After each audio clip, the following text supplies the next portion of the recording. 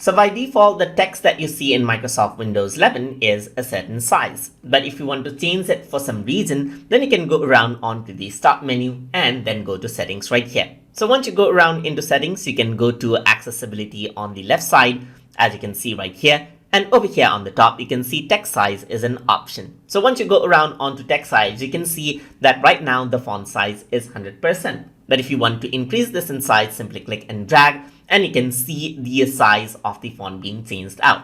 So once you go around and press apply, now you can see that all of the fonts that you see on your system is bigger. So if I were to go around and open this up, you can see that the font size is bigger. So if you are having trouble reading out the font, you can simply make it bigger right here.